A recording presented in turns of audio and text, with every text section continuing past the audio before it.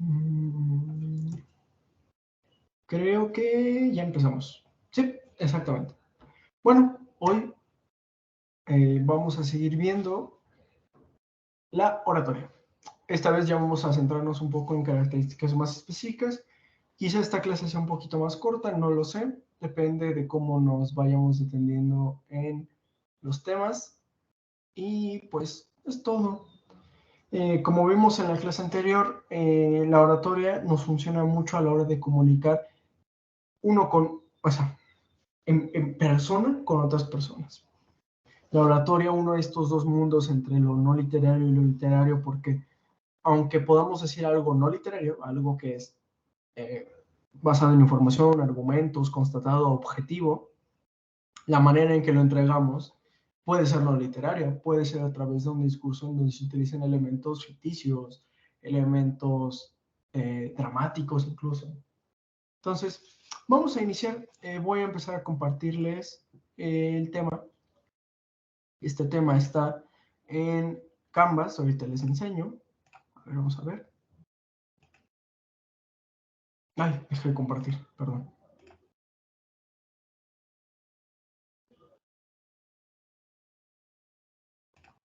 Aquí está, vale. Ya estamos aquí. De nuevo, estos temas están publicados en el módulo de Canvas. En este caso es tema 7.2, análisis de audiencia y tipos de persuasión. Antes que nada, si se acuerdan, en la clase anterior les hablé de que la oratoria, el principal objetivo es la persuasión. Y les dije que íbamos a hablar de este tema un poco más adelante, pues bueno, es este momento en el que vamos a hablar de eso.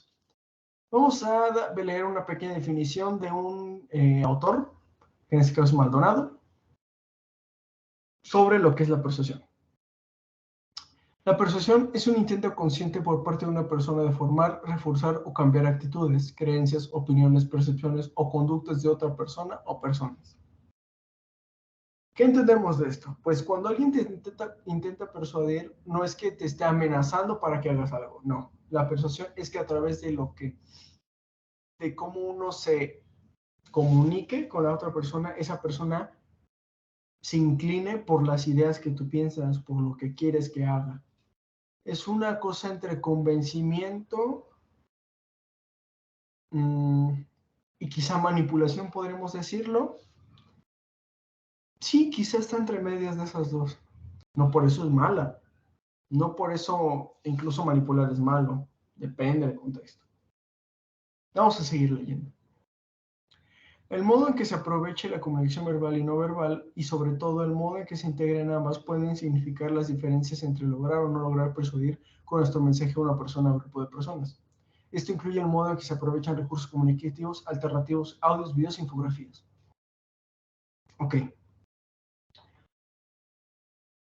Que nosotros queramos persuadir en un discurso significa que somos buenos oradores, pues no necesariamente. Que lo logremos, pues seguramente sí, seguramente lo hemos hecho bien. ¿Por qué buscamos persuadir? Porque cuando nosotros damos un discurso acerca, por ejemplo, de los peligros del cambio climático, lo que queremos es hacer entender a las personas que nos están escuchando que verdaderamente es muy importante, que es algo que urge. Y lo vemos incluso en redes sociales. ¿Cuántos no vimos el video del conejo que experimentan con él? Que a reserva de lo que ustedes opinan y de lo que sea verdad o no, ese tipo de discurso nos lleva a emocionalmente a conectar, decir, está mal esto, está mal. Ya nos persuadieron de decir, esto está mal. O puede ser que no, pero sin duda nos están queriendo dar un mensaje en cuanto a un juicio de valor, que esto ya lo vimos, un juicio de valor es algo en que nos dice que si algo es o no es, si algo es bueno o malo en cuestiones pues más reducidas, ¿no? Ahora bien, ¿cómo podemos persuadir? Pues lo primero y principal sería conocer nuestra audiencia. No es la misma, no, las audiencias son mundos diferentes. Hay audiencias en donde tenemos un poco de todo y luego un mucho de poco. Perdón por comunicarme así, solo me gusta hacer. Eh, Bueno, aquí hay algunos elementos que tomar en cuenta. ¿Por qué digo que hay audiencias diferentes? Porque esto lo hemos visto en todos, no es lo mismo hablar con tus primos o con tus hermanos que hablar con tus papás y tus abuelos. Son audiencias diferentes. ¿Por qué son diferentes? Por cuestiones demográficas. Demográfica significa características del sujeto, de una población. Estas pueden ser cantidad de asistentes. De nuevo, no es lo mismo estar en un cuarto con 4 o 5 personas e intentarlas persuadir a través de tu discurso a tener a 100 personas en un auditorio y tratar de hablarles. No es lo mismo. Género y edad, esto es importante. Muchas veces hay brechas entre edad y género. ¿Por qué? Porque no es lo mismo lo que vive un género que otro. No es lo mismo, voy a simplificar mucho, voy a mencionar solo a hombres y mujeres, pero entiendo que hay más géneros. No es lo mismo lo que vive un hombre a lo que vive una mujer convencionalmente. Generalizando. ¿Por qué? Es eso, una generalización. Todo lo que vamos a ver aquí se refiere a generalizaciones, no que individualmente sea así, sino que en general se comparten ciertas características. Tampoco es lo mismo lo que vivieron tus abuelos a lo que viviste tú, a lo que viven tus compañeros de 2 años más arriba, a lo que vives tú que quizás llevas 2 años abajo. Es diferente. También tiene que ver con el estado socioeconómico. A mí no me gusta la palabra que dice ahí clase socioeconómica, porque habla de niveles, más bien es el estado socioeconómico. No es lo mismo hablar con una persona en donde tiene un trabajo pues común de oficina a alguien que, por ejemplo, vive en la calle, por ejemplo. No es lo mismo, no podemos comunicarnos de la misma manera porque no han vivido las mismas cosas, porque no viven las mismas cosas. Eso es muy importante. No hay que caer en el capacitismo. ¿Qué es el capacitismo? Pues ya no estaríamos metiendo en otros temas, pero básicamente es asumir que todas las personas son capaces de lo mismo. Eso no es verdad. Eso no es verdad en ninguna circunstancia, incluso con personas de tu mismo círculo. Todos vivimos diferentes cosas, todos venimos de contextos diferentes. Sigamos. También tenemos el grado de escolaridad, profesión o ocupación. Simple. No es lo mismo hablarle de un tema de un pegamento a carpinteros que a plomeros. No es lo mismo. No podemos usar los mismos ejemplos, no podemos comunicarnos de la misma manera, no podemos hacer las mismas bromas incluso. Es muy importante esto. Las creencias, valores y costumbres. Y esto lo voy a incluir con los intereses. Ok. Esto quizá sea lo más importante, porque aunque lo anterior fue muy importante y es el mismo nivel, esto puede hacer que personas de distintas edades, solo por tener las mismas creencias, ya puedes hablarles de la misma manera. O puedes hablar casi de lo mismo. ¿A qué me refiero? Por ejemplo, hoy en día en México tenemos opiniones de política muy divididas, algunas en medio, otras más que a un lado u otro, pero no sé si se han fijado por lo regular, políticos que tienen mucha audiencia, dejémoslo ahí, muchas veces tienen discursos muy polarizados. ¿A qué nos referimos con esto? O van de un lado o van de otro. No voy a poner un ejemplo porque no lo considero pertinente y pues sí, no lo considero pertinente. Que tener polarizado trae ventajas y desventajas. Si tú estás de este lado, muy inclinado a este lado, muchas personas también inclinadas o que están cerca de esa zona van a estar de acuerdo contigo. Por lo regular, tendrías que hacerlo muy mal para que no estén de acuerdo contigo. Sin embargo, esto hace que estas mismas personas estén muy en desacuerdo contigo. Que no haya casi reconciliación, no haya punto de conciliación entre estos y estos. Ahora bien, si tú estás en medio, quizá tengas menor cantidad de personas contigo, porque por lo regular las personas también estamos muy polarizadas. O creemos esto o creemos lo otro. Pero si estás en medio, también das a la oportunidad de que personas que estén de un lado u otro tengan ciertas cosas de acuerdo a ti y otras no. Muchas veces este recurso se utiliza de mala manera porque las personas respondemos a emociones fuertes. Nada es más gratificante que decirnos que tenemos razón. Nada. Y nada es más doloroso que decir que alguien nos diga que no tenemos razón. ¿Por qué? Porque pues somos seres sensibles, que queremos pertenecer también. Y eso lo aprovechan mucho tipo de personas, de buena o mala manera. No vamos a meternos en eso, pero eso es a lo que me refiero con que estas personas pueden ser de muchos grupos de edad, de género, de socioeconómico y lo que sea. Y estas también, pero si los ideales, los valores y costumbres están de este lado y tú estás de ese lado, seguramente te van a apoyar, muy seguramente. Ya que esto suceda de buena o mala manera, pues depende de lo que estés diciendo. Es lo que pasa. También por eso hay que aprender a ser buen orador, porque si lo eres, puedes identificar este tipo de cosas en otras personas. Es decir, oye, esta persona está sobreexplotando un recurso muy de sentirte mal o sentirte bien y no está diciendo realmente algo sustancial, no te está informando realmente de nada, por ejemplo. Ahora, enlazando esto, vamos a hablar de los tipos de discurso. Tenemos tres. Vamos a bajarlos, que sería etos, que por los nombres obviamente vienen de Grecia, de los griegos. Etos, patos y logos. ¿A qué se refiere cada uno de estos? Bueno, vamos a iniciar, yo creo que con patos. ¿Por qué? Porque es lo que estaba hablando ahorita.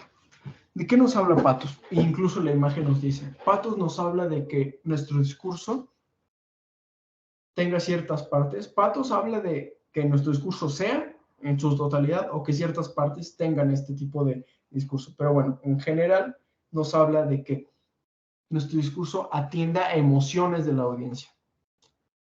Hay oradores en donde gritan y dicen nosotros somos las más fuertes y nosotros no sé qué.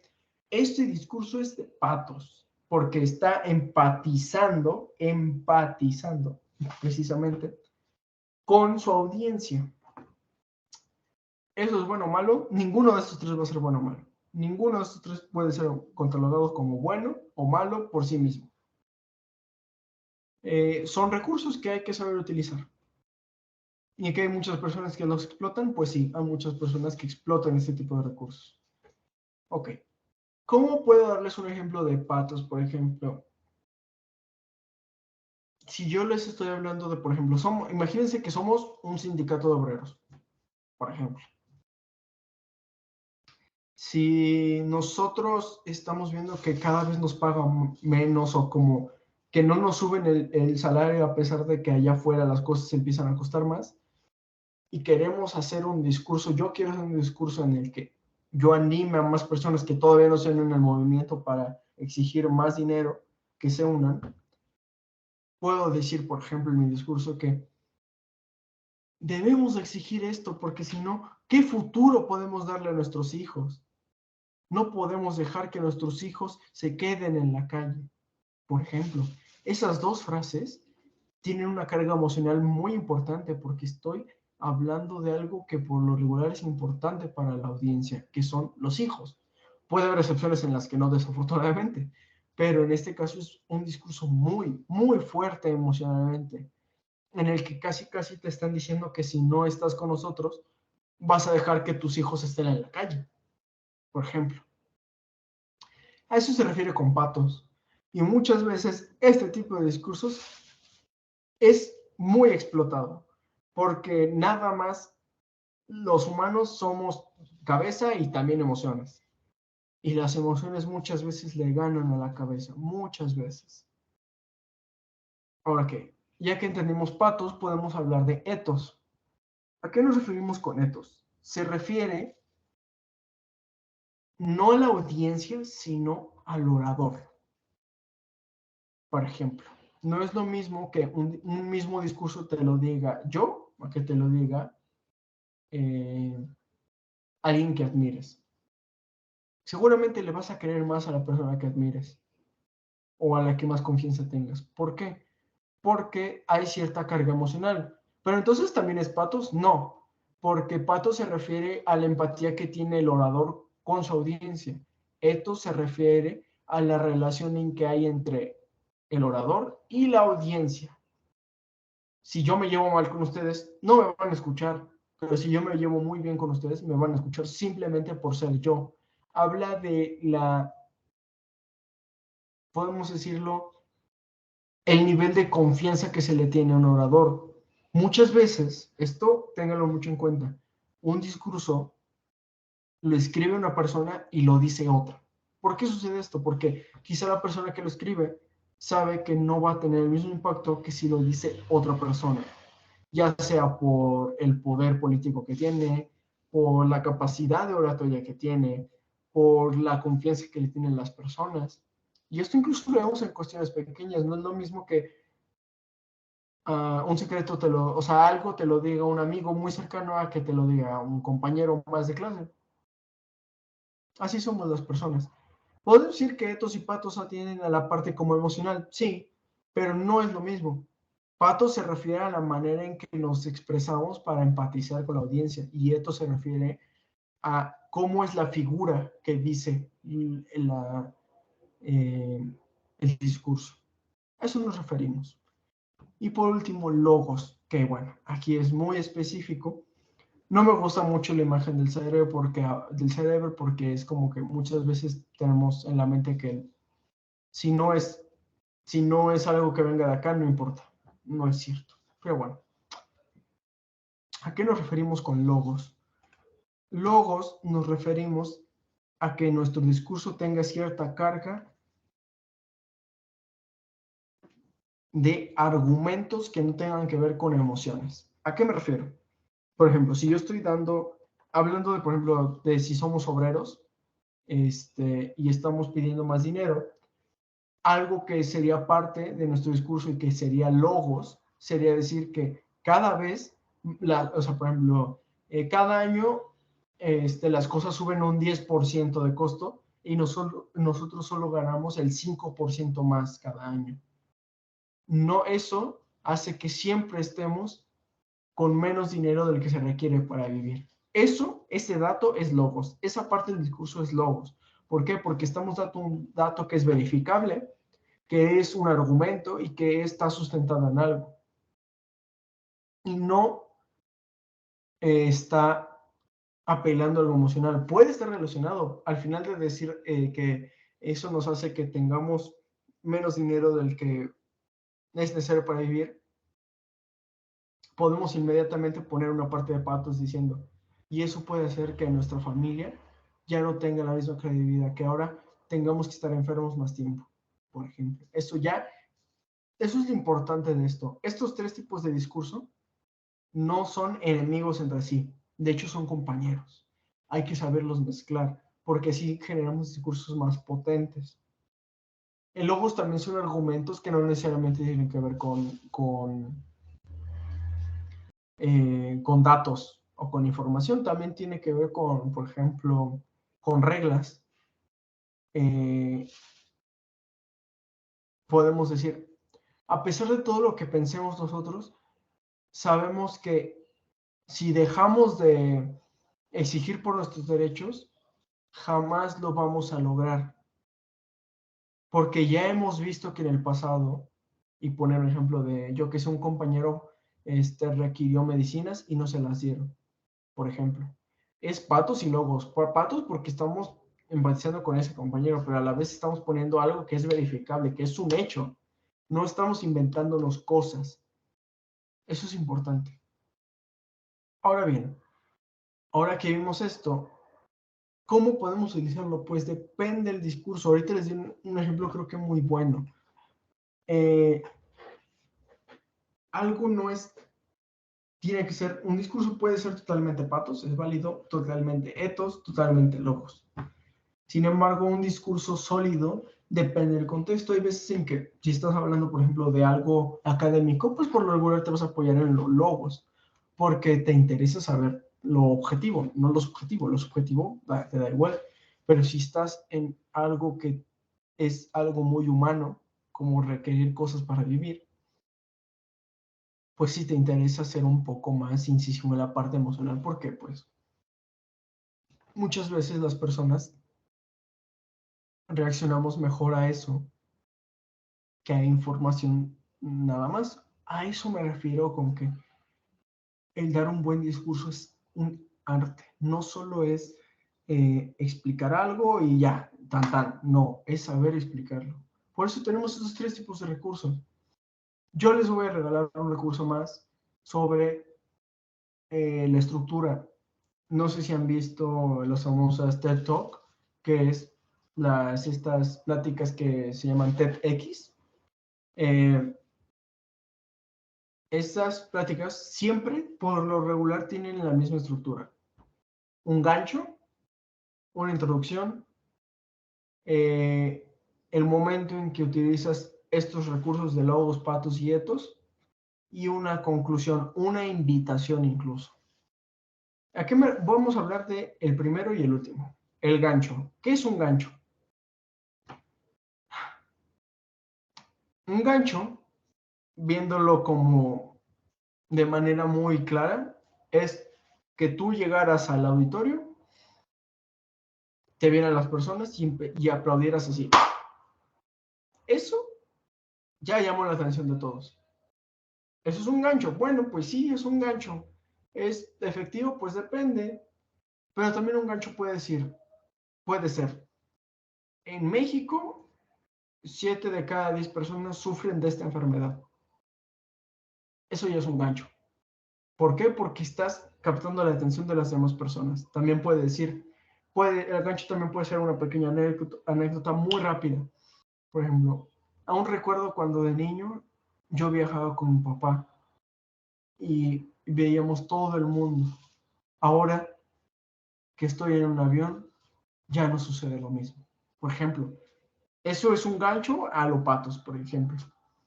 El gancho tiene el objetivo de llamar la atención, de que en unos cuantos segundos ya tengas la atención de muchas personas y a partir de ahí ya decir lo que quieres. ¿Y qué es una invitación? Pues así como en un texto en prosa tenemos una conclusión en la que recopilamos todo lo que dijimos, ¿para qué en una oratoria, para qué decimos todo lo que decimos si las personas que nos escuchan no tienen claro a dónde llegamos? Pues bueno, la invitación es para eso. Muchas veces se les exhorta a pensar un poco en este tema, a que no se les quede solo en lo de hoy, a que saliendo de este auditorio puedan tener una visión más clara. Eso es una invitación, porque el discurso no solo se quedó en donde se dijo, tuvo un impacto en ti. Eso es muy importante. Creo que esto sería todo. Esta semana vamos a seguir viendo esto porque es un módulo bastante grande y que quiero que hagamos un ejercicio de esto que viene en Canvas, pero eso lo vamos a hacer en la siguiente clase. Esto fue ya entrando más en el discurso y todavía quiero darles una mejor manera de estructurarla, pero bueno, ya les di una pequeña introducción. Espero que hayan disfrutado la clase, que no se les haya sido pesada. Fue un poco más corta que la anterior, pero creo que abarcamos muy bien los temas. Si tienen alguna duda pueden escribirme, DM o por el grupo, no importa. También pueden decirme si quieren agendar una asesoría. Saben que con todo gusto lo puedo hacer. Y pues es todo. Muchas gracias. Vamos a dejar de compartir y voy a quitar la grabación. Muchas gracias.